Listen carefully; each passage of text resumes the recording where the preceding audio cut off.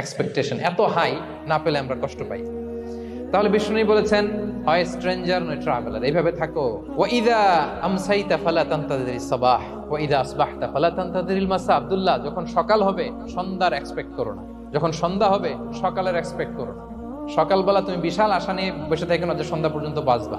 যদি বাঁচো, সন্ধ্যা পাও, ভালো, আলহামদুলিল্লাহ। না পাইলে রবের সাথে সাক্ষাতের জন্য রেডি, তাও আলহামদুলিল্লাহ। ঠিক কিনা বলেন?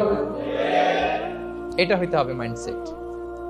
Expect less, never be greedy. প্রত্যাশা কম রাখেন, আপনি হ্যাপি হবেন। কিন্তু আমাদের মধ্যে অনেক এক্সপেকটেশন, যেটা আমাদের কষ্ট দেয়, অসুখী বানায়। আরো লাগবে, আরো লাগবে।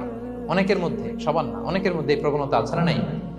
বিশ্বনবী বলেন, লাউ আন্না লিবনি আদম ওয়াদিয়ান মিন যাহাব আহাব্বা ইয়াকুনা লাহু ওয়াদিয়ান। প্রত্যেক বনি আদমকে যদি একটা করে স্বর্ণের পাহাড় বানায় দেওয়া হয় বা উপত্যকা বানায় দেওয়া হয়, সে চাবে আরো একটা স্বর্ণের পাহাড়ের মালিক কিভাবে হওয়া যায়। আচ্ছা বলেন তো, একটা স্বর্ণের পাহাড়, এটারে বেচা খাইতে খাইতে আমার 14 পুরুষও খাই শেষ করতে পারবে? তার একটা দিয়ে আমি কি করবো? কিন্তু বিষ্ণু বলেন, অনেকের প্রবণতা আরেকটা চায়। ওয়ালা ইয়ামলা আফাহু ইল্লা তুরাব। কবরের মাটি ছাড়া তার এই আশা, ভরসা, প্রত্যাশা কেউ থামাতে পারবে না।